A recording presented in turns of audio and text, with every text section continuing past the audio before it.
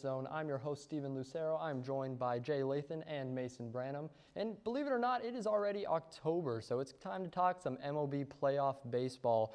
So we're in, we got some sweeps. We got one matchup still going. How you guys feeling so far? Start with you, Jay. Being from Houston, I cried all night last night, but,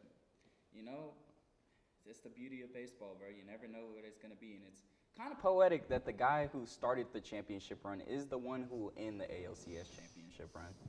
Yep, absolutely. It was an insane couple of days, already off to a fast start. So we're going to talk about Tigers-Astros first. Obviously, the Astros been a powerhouse. I mean, a dynasty. Their first time not in the championship series since 2016. And it is the surging Tigers that are going to be the ones to knock them off. One of the hottest teams in baseball since the trade deadline. Mason, what has been working for the Tigers to get them into this position? Well, surprisingly, kind of like what you mentioned, since the deadline, they've been one of the best teams in baseball. I mean, since August 11th, they've had a 31-13 record. And before that record started, they only had a 0.2% chance of making the playoffs. And I mean, one of the things that obviously the Tigers have built on is their ace, Tarek Skubal. I mean, he's the AL Triple Crown, probably going to win the AL Cy Young.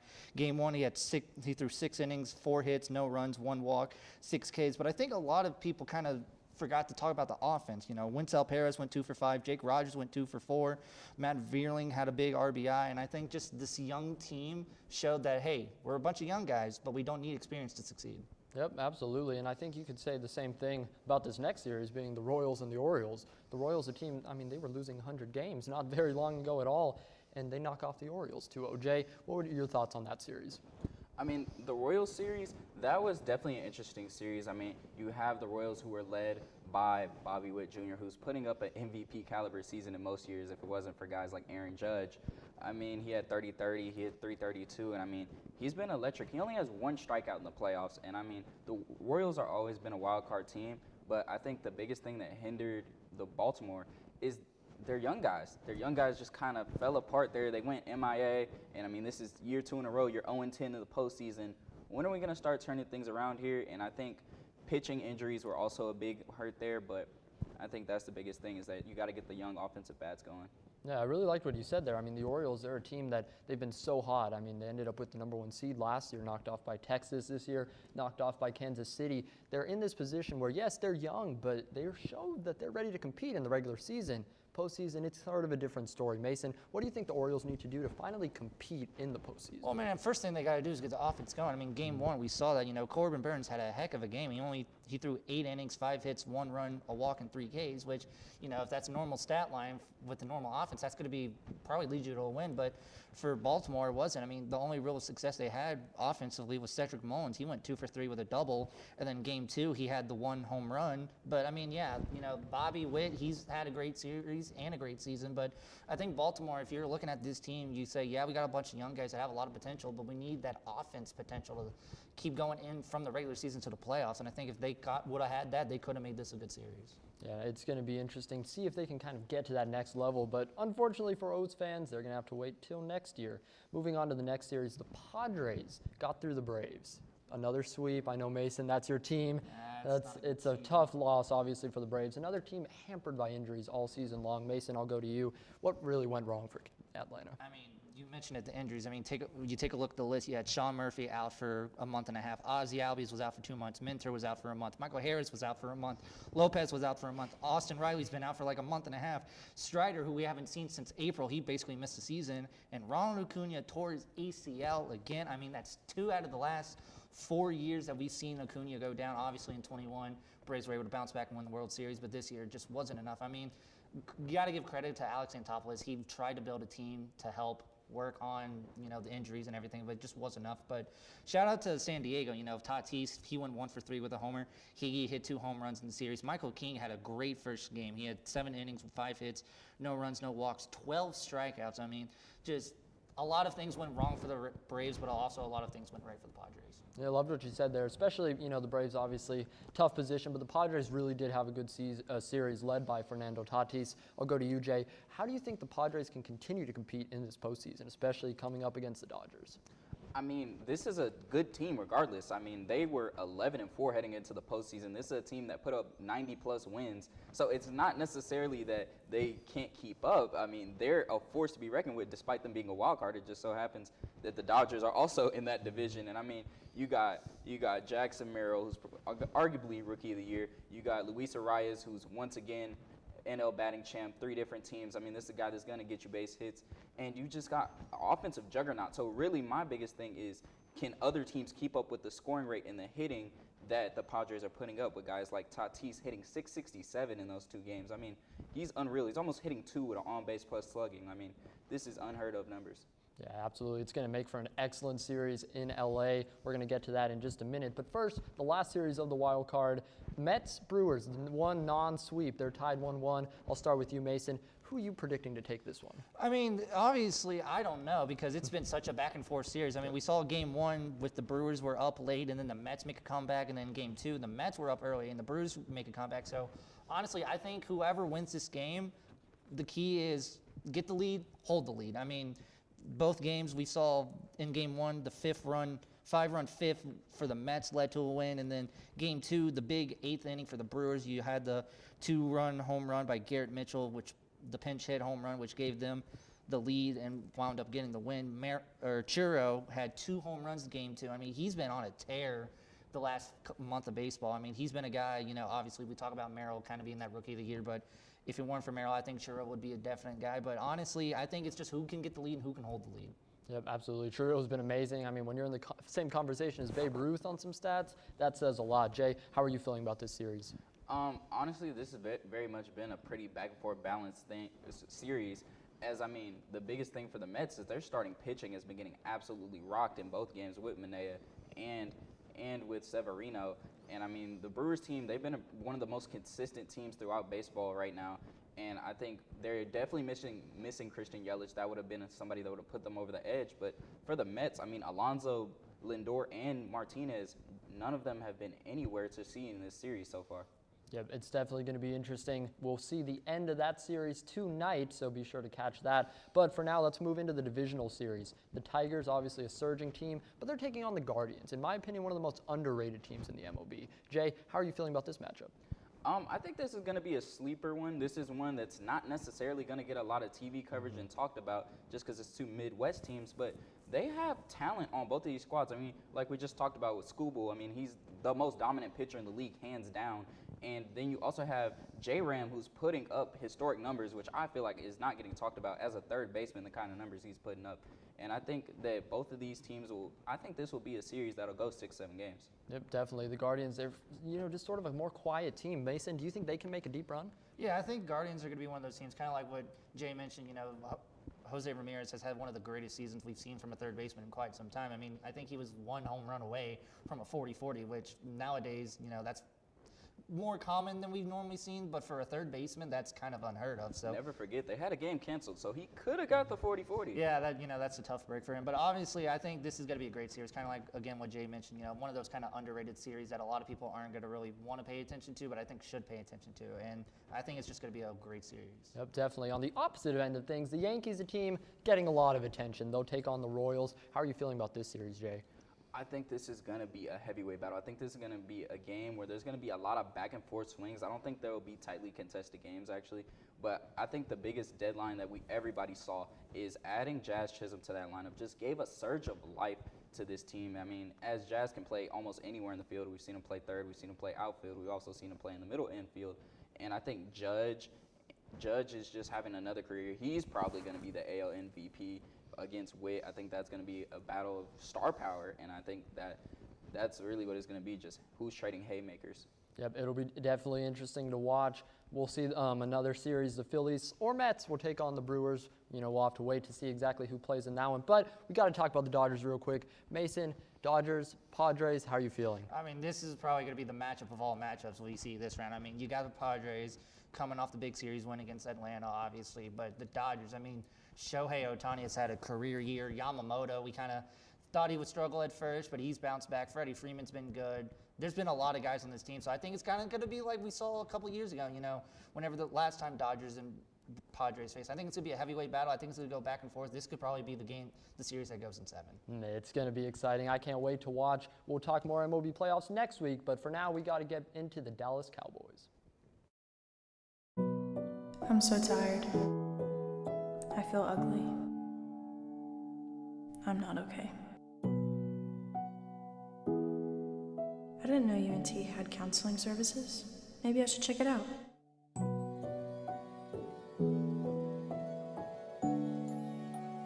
This looks like the place.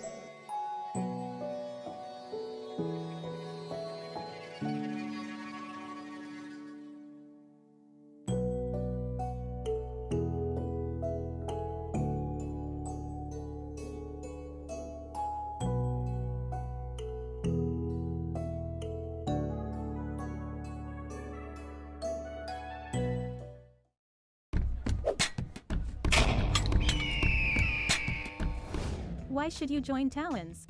We are very welcoming to people who may be a little bit hesitant. There's people currently right now in our organization who are in leadership positions who were hesitant before to join, and they found out that they just loved the organization and wanted to be a bigger part of it. They post about the football games, everything they're doing, all their events that they host. What's the best part about Talons? I would say meeting new people, because the university, while it's a kind of small campus in terms of like physical land, there's a ton of people here. And so getting to meet all these people who have so much school spirit and love for this university and want to spread that to other people, it's kind of like a little miniature family that we're in.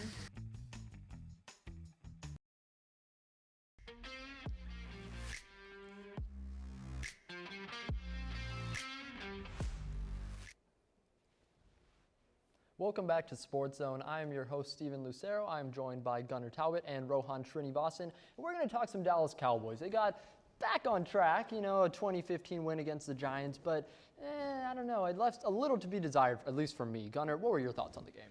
Well, I was not impressed with that performance. This is what the Cowboys do. We've been 12-5 over the past 3 seasons, and last year, first game at MetLife, we beat them 40-0. Second game, we beat them 49-17. We outscored them 89-17 last year. This is what we do. We beat up on the bad teams. The Giants had more first downs than us, more total yards than us, and more time of possession. I think we got very lucky to get out of there with a win, and if we wanted to make a statement as a fringe contender, which some people were hyping us up to be at the beginning of the year, we should have went in there and dominated a poor side. Yeah, absolutely. We saw CeeDee Lamb score a touchdown there. He had a really strong first half, but sort of dwindled off in the second. Rohan, what were your thoughts on the offense? Yeah, I was just about to say, actually, we can get it's fine if we got the win. That's what we need to take care of. To have a 12-5 season or 11-6, whatever it is, you had to get this win, right? Doesn't matter if it's 20-15 or 40-15. You're still going to sit at 2-2. But CeeDee Lamb, I really like how Dak, and CeeDee really connected there. Let's talk about that run defense, by the way. Yeah. 26 yards. I like it. Mm-hmm. That's a very interesting point there. The run defense had been struggling so much, allowing 300-some yards over the last couple games. It's just absolutely insane. They do get it done, but Gunnar, I'll ask you, is this a result of improvement or just a pretty bad Giants run? I don't want to be that guy that keeps on, getting on the Cowboys. I'm a Cowboys fan. But let's be honest. The Giants have the 30th run offense in the league. They have Devin Singletary, who's an older running back who's never sniffed a 1,000-yard season. Let's be honest. That wasn't a great – it was a good run defense, but you got to look in context. Who are we facing? The Giants. I do agree with you a little bit, but with this Cowboys run defense, you know how they are, correct? You know how they are. If I told you that they'd only allow 26 yards, what would you say? I would say that's a good game. It's a good game, right? Yeah. It is the Giants. I do agree with you on that, but – you can't control who you play, and if you give up 26, I'm happy with that. Just get the win. That's all I will say that it is statistically the best run defense any team has played the entire year. There you go. There you go. Yeah, I like that. Obviously, if you told me that last week, 26, I'd be pretty hyped. But honestly, I would have thought we had won by a lot more if you had told me that. So whether it was the defense or the offense, why didn't they blow out this team, Gunnar? Well, it's just, we suffered some injuries, Micah, D-Law. We had some injuries. We didn't convert on a lot of plays that we should have converted on. Our defense was able to get off the field, but let's be honest, we gave up 5 field goals. We were letting a team that, doesn't really score the ball like that constantly get into field goal range. We let Daniel Jones, sub-average quarterback, throw for over 300 yards. Yeah, our problem was just the defense, I still think it's the defense. Definitely, and I'll just, expand on that. Yeah. The injuries that we saw. You said Lawrence, Parsons, Marquise Bell is still out. how is the defense going to respond, losing their top guys, Rohan? Yeah, I was actually just about to say, if we allow Daniel Jones, field goal, I don't mind that. If we don't give up a touchdown, I do agree with you, though, 280 yards is a lot. But defensive-wise, you lost Micah Parsons, you lost DeMarcus Lawrence. How are they going to respond to this? I think Marshawn Nealon can be a guy who can really step up into that position and really have Micah and DeMarcus Lawrence on the sideline kind of coach him. Hopefully he can step into that role and be sort of a leader. Absolutely. Marshawn Nealon's a guy that I really liked. He was solid in the preseason. I think has a lot of potential. He's going to be forced to step up. So far it's been all right. He's been all right, but, no pressure. Now, pressure's on. Gunnar, do you think Nealon can step up, or are you looking to someone else? I think he can step up, but the big play I'm looking for is Overshown. Okay. He's having a good year so far. He's going to be asked to do more. That Micah's going to be out for a few games, and I think he can really contribute a lot. Yep, definitely. Rohan? Yeah, like I said, Marshawn Nealon is the guy.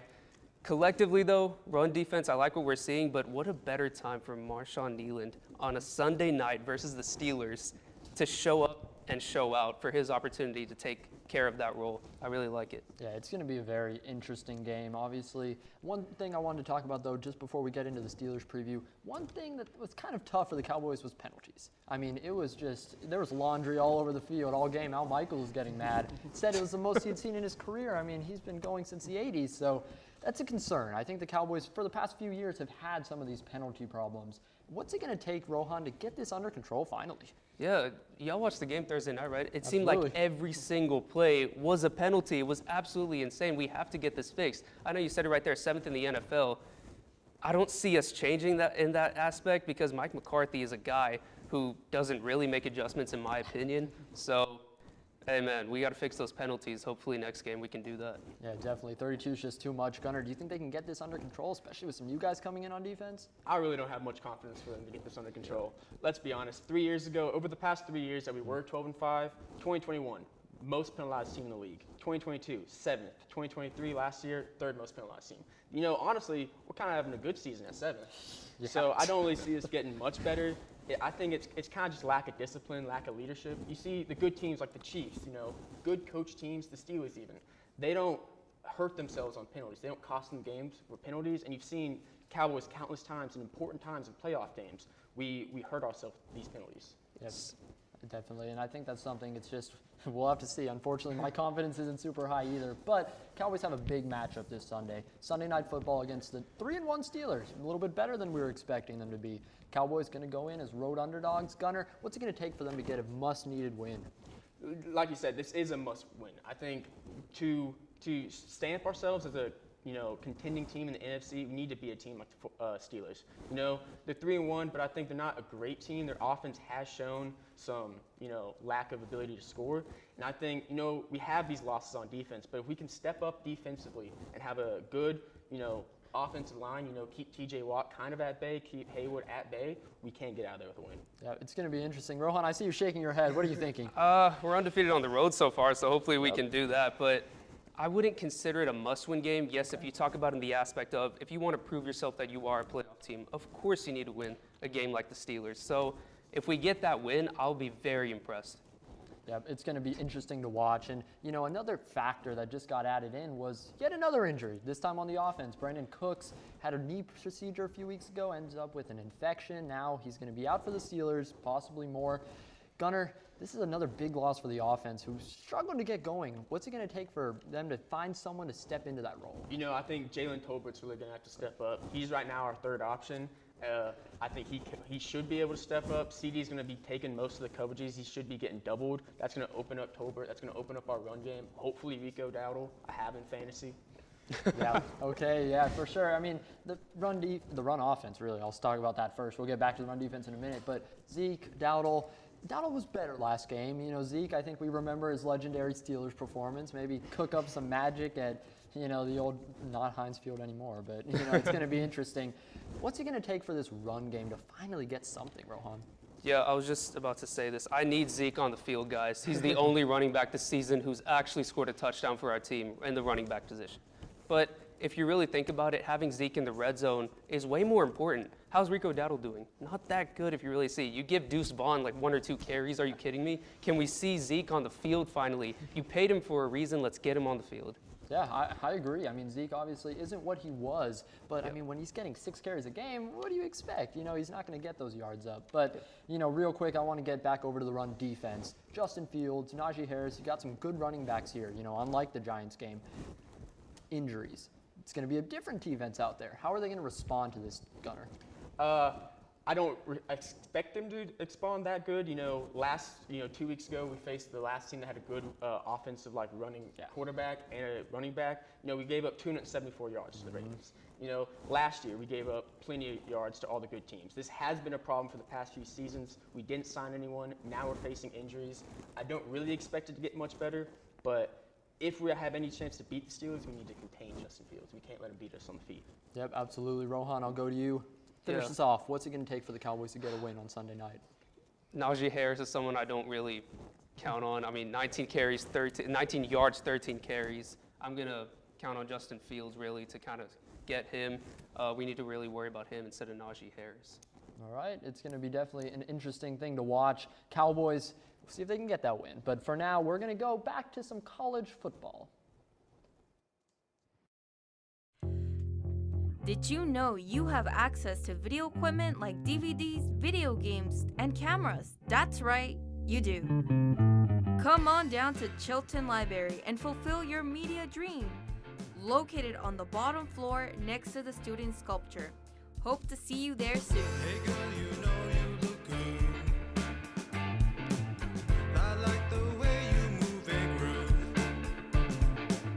I'm not sure. Good evening, my name is Amanda Hasbell and I'm joining you here today in the Union Parking Garage. Today we're going to be going over how to drive safely in the parking garage. Let's go see. Oh my god, this girl just got hit by a car. Let's go see what happened. Ma'am, are you okay? Did you see that lady hit me with a car? Yeah, we did. I got it all on video. Oh my god. Let's go over here and talk about how we can prevent that. Yeah, not the hospital. Well, right now we're going to ask you a couple questions on how we can drive safely in the parking lot. What are ways that we can be aware of our surroundings? Oh, we can look both ways. Jenna, also, how about putting the distractions away? Yes, just like our phones, turning our music down, and also not focusing on our passengers. Where can you get information on how to get a parking pass? Transportation.unt.edu. If you park in a garage, make sure you pay on the app or look for further instructions on how you should pay. And remember, no pass, no park. Let's all try to keep our Mean Green community safe. Remember, we're all in this together. Drive safe.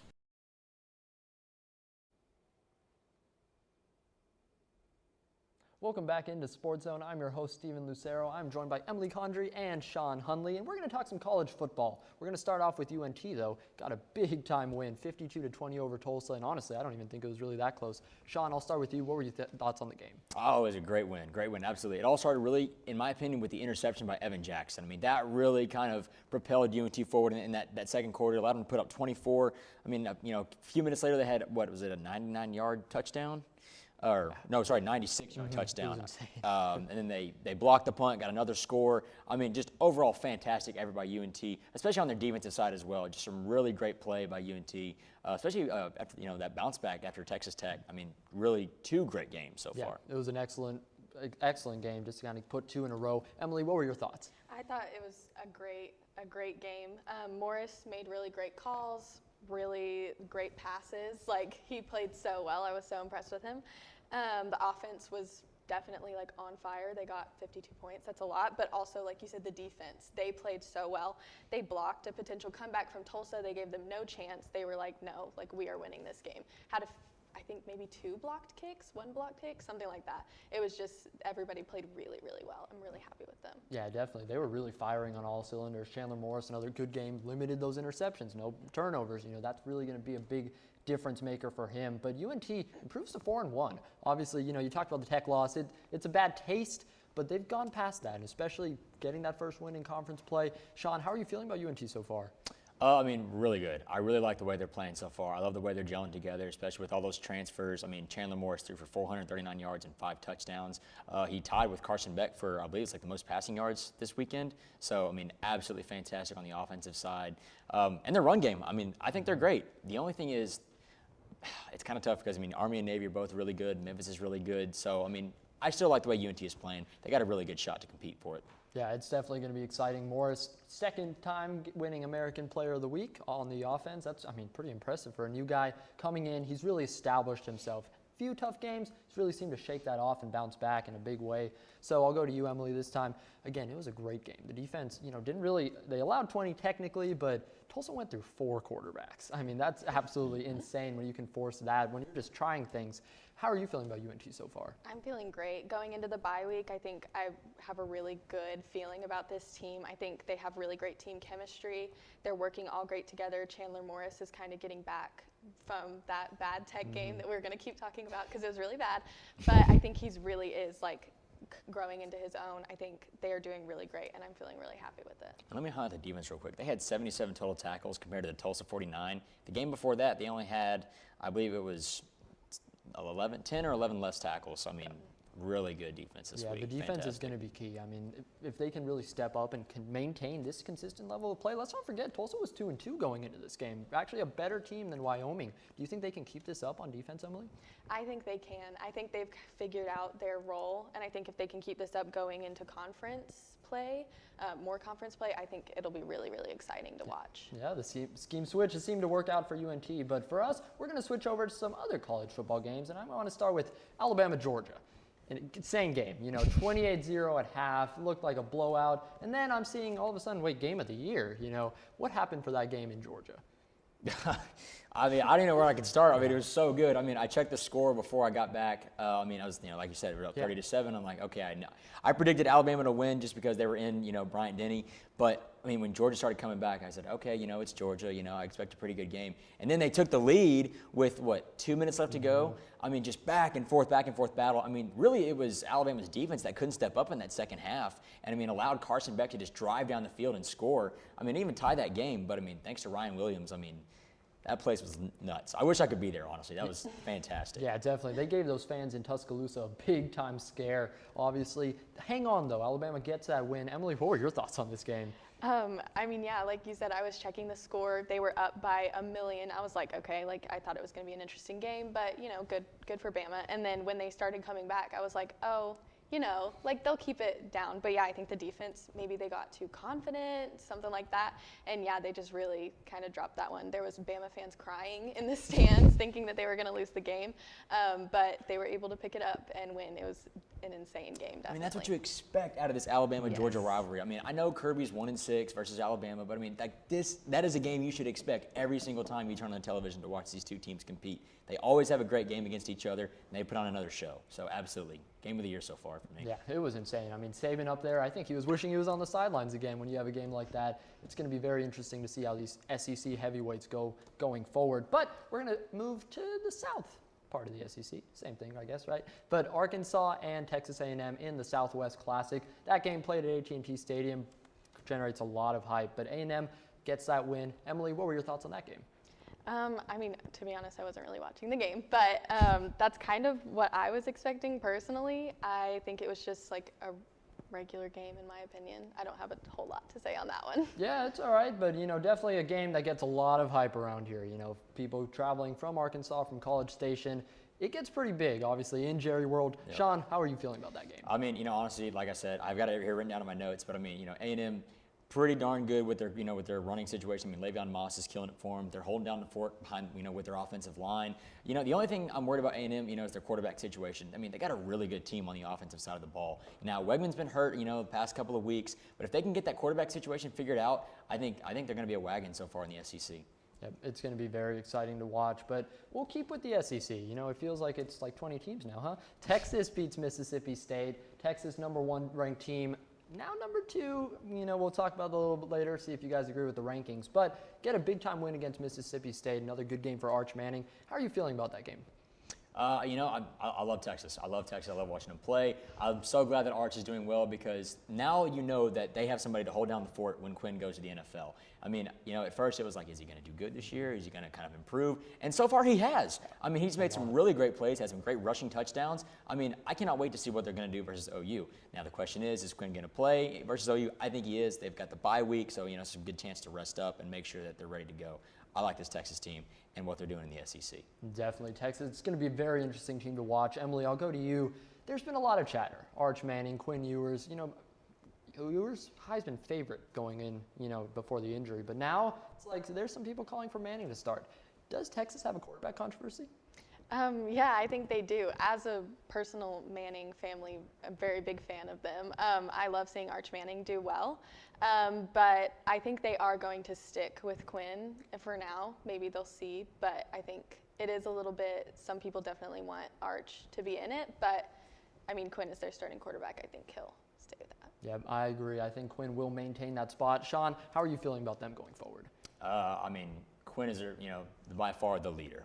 As much as I love Arch and his talent, I would say personally, like Quinn is that number one. You've got to have one main leader. The good thing is, they know they've got Arch ready to go in the wheelhouse as soon as Quinn's done.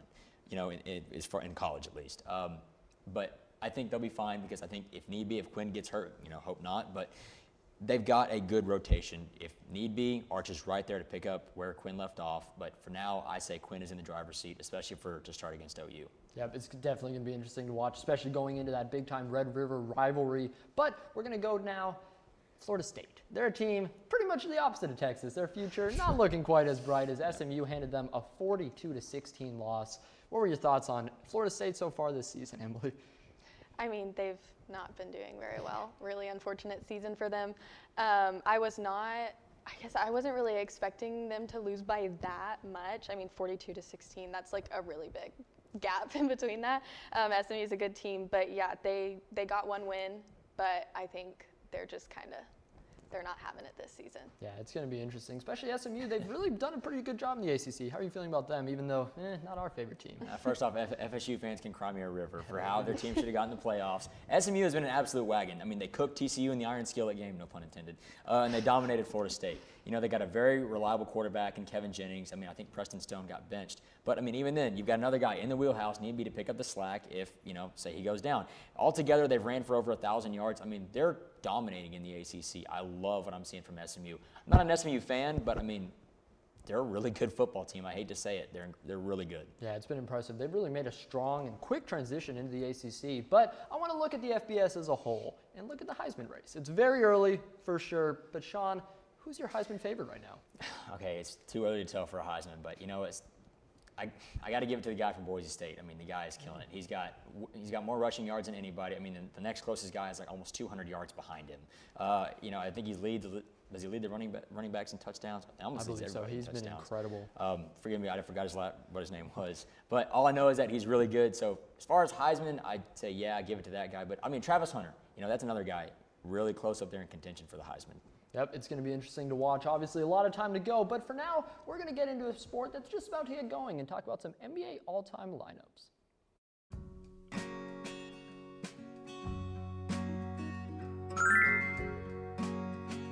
I'm here to rescue you. Oh, my prince. No so fast.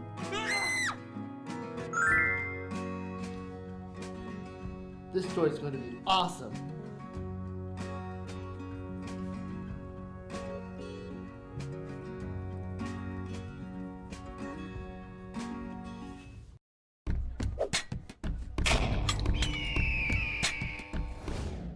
What does Talons do? So I am the Vice President of External Relations for Talons. That means that I basically oversee all the external committees. Our external committees entail our Model A, it's a Mean Green Machine. So they bring it to football games especially, so every game it's kind of there, every home game. The Model A is like a symbol of UNC pride, and it's a big tradition that we are so lucky to uphold and maintain. When people look at it, they see it, and they're like, oh, that's the Mean Green Machine. There must be a game today or something to ramp up school spirit for basketball, softball, volleyball, any of those things. We have amazing teams, so we just want to show school spirit for them. Bonfire Committee, which is in charge of putting together the bonfire every year for homecoming. It's kind of just a whole semester-long process up until Build Week that we have to put together and oversee and make sure safety regulations are followed and risk management is taken care of. Cannon Crew, which oversees and takes care of the cannon. They fire it at games, they take it to special occasions.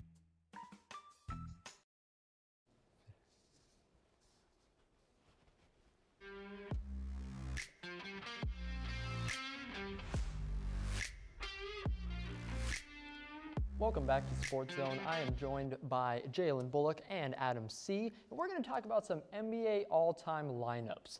Obviously, the NBA about to get started, but, you know, it's going to be interesting. You know, I want to hear, I'm going to start with you, Adam. What's your NBA all-time lineup? So, of course, you're going to start with me. So, I've gotten a lot of criticism for this, but I promise I have my reasoning. For the point guard, I'm going to look at John Stockton.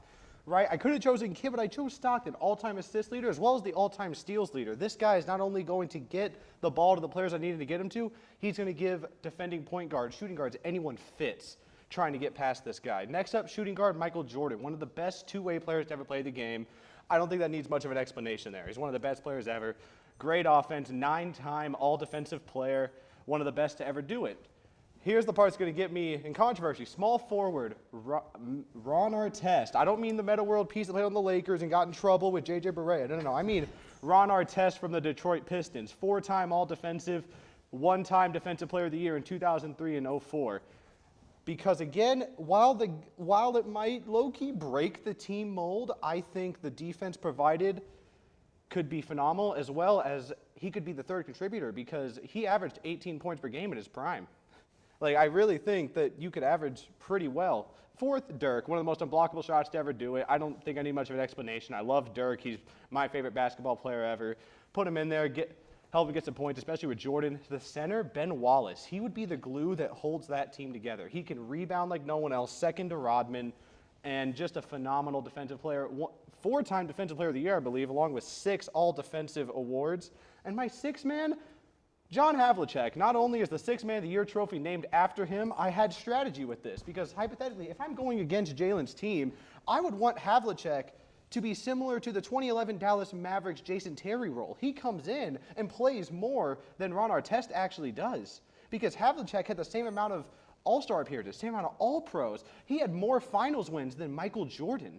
I mean, I'm being honest here. Havlicek is a crazy underrated option. I'm surprised none of y'all chose him.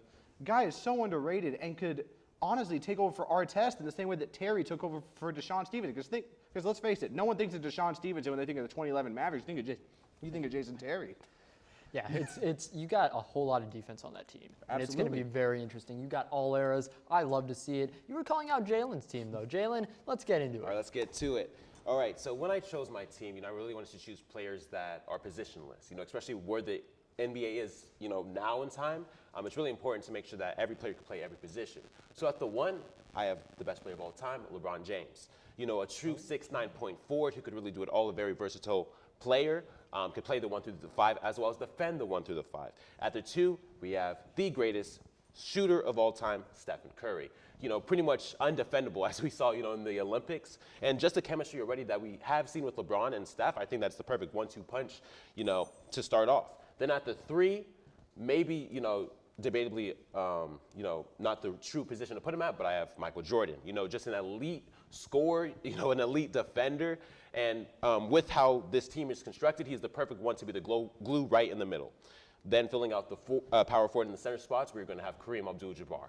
I mean, what more needs to be said, all-time leading scorer prior, to LeBron breaking that. And then at my center position, I have Bill Russell. 11-time NBA champion, one of the all-time greats. And I really chose Kareem and Bill Russell because of the way that they were able to defend the paint.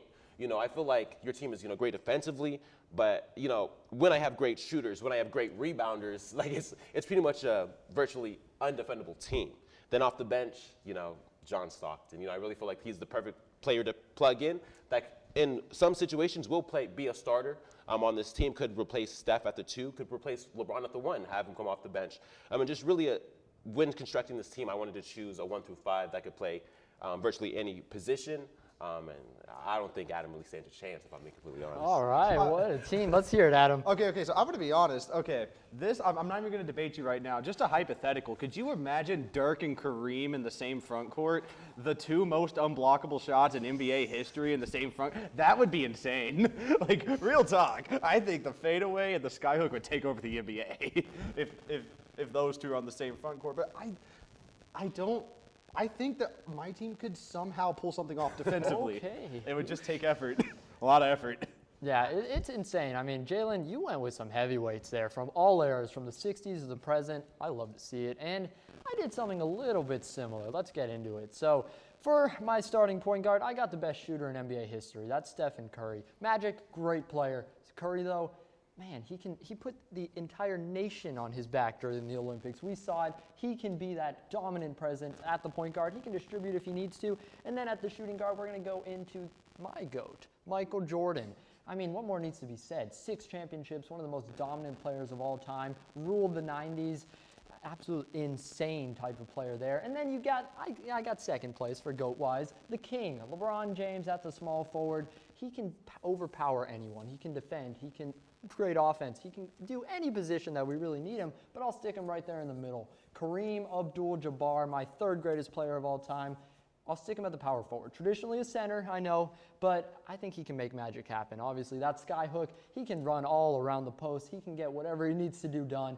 He's going to be in that hybrid power forward role. And at center, I got the most dominant player in NBA history. That's Shaquille O'Neal. I can't believe you guys haven't mentioned him yet. The big diesel can go. He can run over anyone. He could beat anyone one-on-one. I want him in the center. I don't care Ben Wallace. I don't care Bill Russell. I love him. But no one's getting past Shaq. 6-man, the all-time duo. We'll bring them back together. The late, great Black Mamba, Kobe Bryant. Where's he been, guys? I think one of the most underrated players still in all of NBA history. I don't care. He belongs in this GOAT conversation. No, I don't think he's the greatest of all time, but he belongs to be here. And at 6-man, man, that's a no-brainer for me. Who's going to beat my team at 7? I want to hear it. Okay, so I actually want to ask, who's Kobe going to come in for? Oh, whoever he needs to. I mean, we can sub in with Jordan. We can bring in LeBron out. It's stacked. I got alphas all over this team. I know you can say it, maybe it doesn't work. Maybe it's too ball dominant. Whatever. I saw the Olympic team this year brought in the alphas. That's what I'm doing with this lineup. That's fair enough. How would Jordan and Kobe play on court together? Well, yeah. Tell me, how do you think? How do you think they play on court together? Well, that's why I got him at the 6-man position. I don't mind switching them out. I don't care if Kobe runs the point. These are the two, very similar players. I'll say that. But, I mean, these guys, I'll take Kobe just for his Mamba mentality, honestly. Even if he's not even on the court at that moment, his presence, his attitude, it is unmatched. There is no competitor, maybe outside of Jordan, like Kobe Bryant.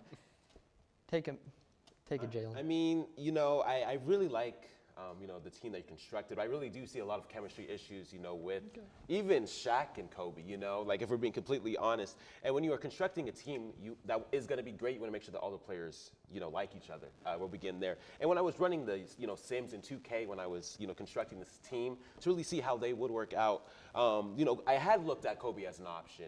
And just really with a similar play type, to MJ, it just doesn't seem like it would work. Especially with the modern game. And, Shaq, a great dominant player, 100%. But, with my, power forward and center being Kareem and Bill Russell, even if we have to double team, outside of Steph, you have no true elite scorer, not elite scorer, elite shooter. Elite shooter, that could really stretch the court like Stephen Curry. And I think that the way that my team can, stretch the floor in a 7-game series, we're winning in 6. You're telling me Kobe and Jordan aren't elite shooters? Maybe not 3-point shooters like Curry, but Curry can carry that. I'll give you the mid-range. Okay. 3 is better than 2. You know what I mean? Yeah, okay. So we'll give you the mid-range, but in a 7-game series, you guys don't stand a chance. Okay, Adam. I mean, how are you feeling? Defensively, I'm honestly not sure I could beat Jalen's team. I'm going to have to admit that here. I might have gone in over my head. Yours, I think I could beat. Really? Because, again, the chemistry issues. I think the chemistry issues would actually hurt it. And also, my team is full, 5 out of the 6 players are good defenders. And it has 2 of the top 6 scorers in NBA history of Michael Jordan and Dirk, as well as a good supporting cast with Artest, Havlicek, Stockton, who can get the ball to who we need to get it to. I mean, good Lord. I mean, my team, I think my team could have the chemistry. It could very much be like the 2011 Mavericks. All chemistry, not as much talent. Yeah, we'll have to see. But I got to get into the GOAT conversation just real quick. I got to go on this. Jordan, LeBron, I mean, man, it's tough, but to me, it's the greatest because it's Michael Jordan, the legacy, the championship, 6 for 6. He doesn't lose. There's no LaFlop Jordan. He's the most scary, dominant player of all time. I'm not putting anyone over Jordan. I don't want to see it. One-on-one, Michael Jordan every day of the week. But we got to move on to our sports adjacent block, and we got to talk about some teams moving on from their cities. There's no harm in wanting to have fun while in college, but it's easy to lose track of how much you've had. Apps like Drink Control and Alkadroid can help keep track of your consumption and blood alcohol levels. If you or someone else does drink too much, the signs of alcohol poisoning are as follows: pale skin, vomiting, confusion, low body temperatures, irregular breathing, blacking out, and is hard to wake up or cannot be woken up. Dude, are you okay? Hey, what's wrong? Wake up. It's an exciting time of year, but it's important to be responsible. If you suspect someone is suffering from alcohol poisoning, get help immediately. You will not get in trouble for seeking help if you are underage. For more info and resources, go to UNT's Division of Student Affairs. Willis Library, located at the University of North Texas. It has computers, printers, and the building is open 24/7. By going online, you can book up to an hour of reserved space in one of the many private study rooms. Many of them are equipped with whiteboards, a table, and a TV to hook up to your computer. Textbooks can be checked out for free with a student ID. They also have many of these in ebook forms. This is still a library, so always remember to be quiet and respectful of other surroundings, especially in certain places where talking is not allowed. For example, the 3rd and 4th floor are completely quiet. As you can see, Willis Library has many options for students, with it offering many media sources and staying open all the time.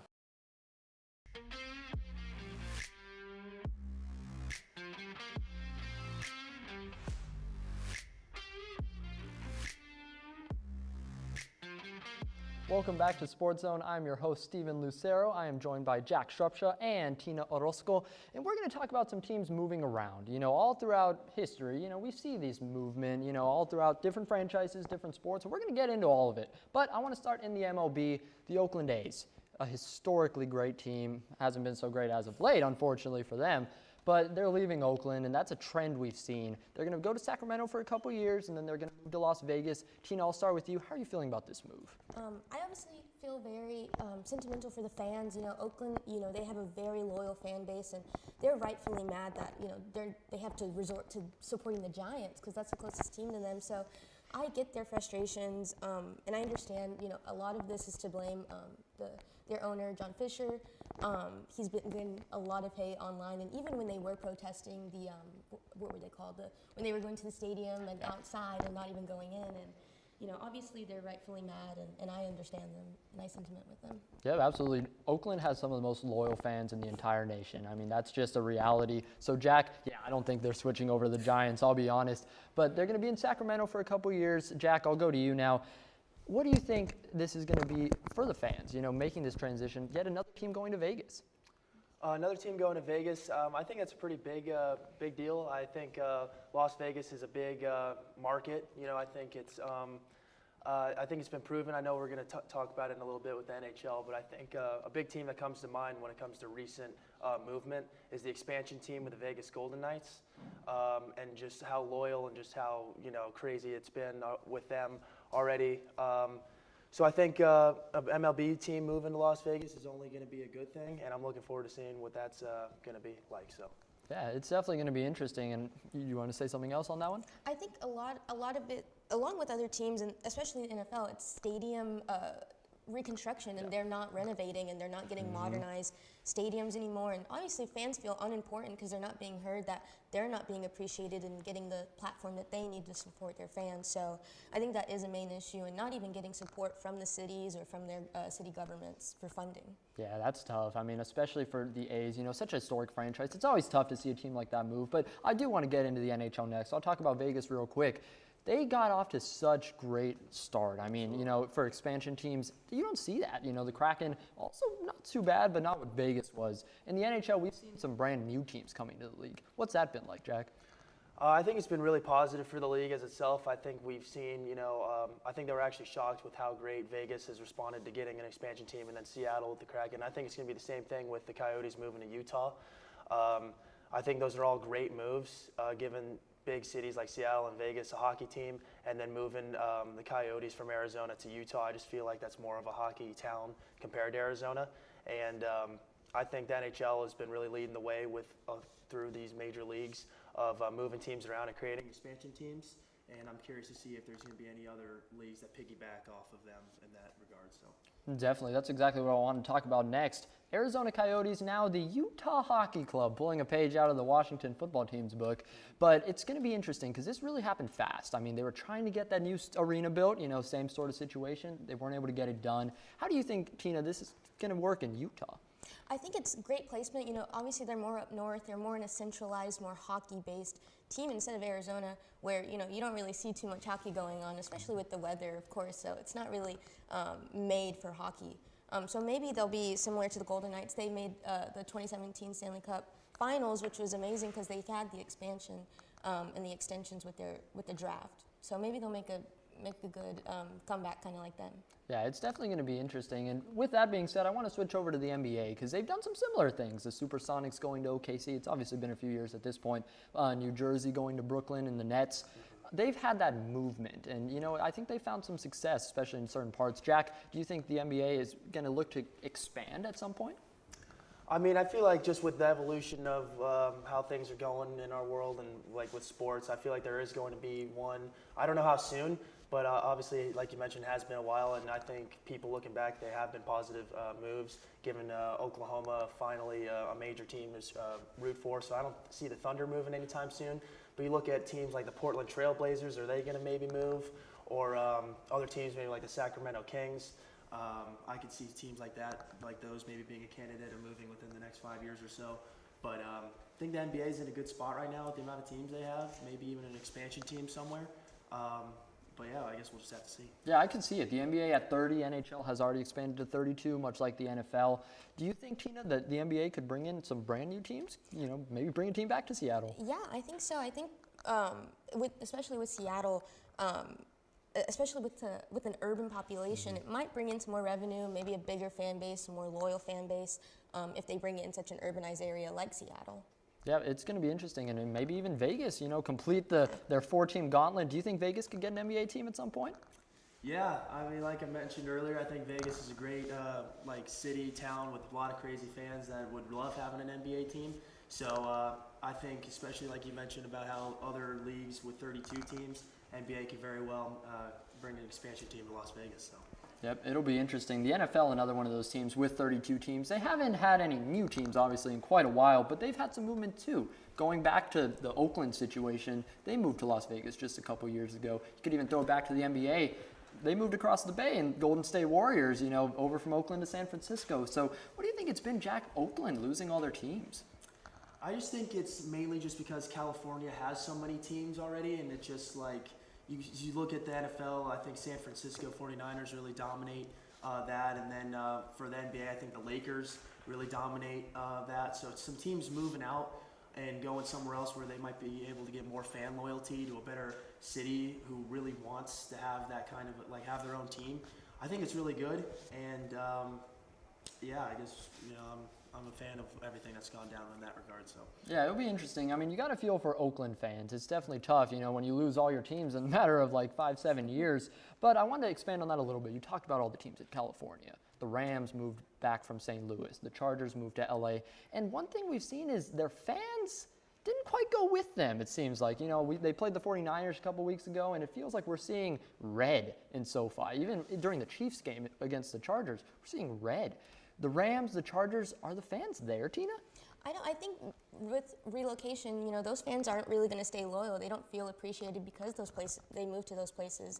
And, you know, having to relocate, you kind of lose, there's a bit of a distance between the team, you know, both physical and emotionally. There's a distance between the teams and their fans. And, you know, obviously you lose a little bit of faith in those teams just because they have to make such a big change like that. Yeah, absolutely. Your thoughts on that, Jack?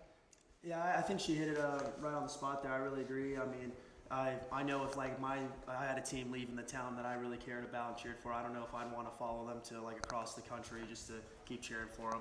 I feel like in a way that's just like a bummer. So why would you want to, you know, follow them however far away? So I agree with everything she mentioned there. Yeah, it'll be interesting. But I want to, you know, we started with the A's. I want to finish with them. How do you think they're going to do it with those 2 years in Sacramento, Tina? I think, you know, obviously it's a little bit embarrassing having to share a field with their minor league, with their AAA team. So hopefully Las Vegas will be a better resort for them after those 2-3 years, especially with tourism revenue and just everything is so centralized in Las Vegas. You know, the F1 track, you got all the NFL teams leaving to go to Las Vegas, and maybe they'll really thrive in Las Vegas, I think. Yeah, it's going to be definitely interesting to watch all over the league. Everything seems to be changing, but one thing that won't change is we'll be back next Thursday here on SportsZone. Thank you guys so much for watching. Feel free to follow our socials at NTTV_sports and stick around for NTTV Nightly News.